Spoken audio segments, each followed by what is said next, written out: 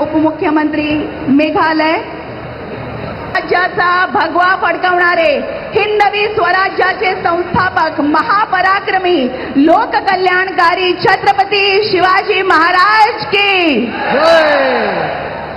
हिंदू हृदय सम्राट करताल ध्वनि के साथ, जय जयकार के साथ, तालियों की गूंज के साथ हम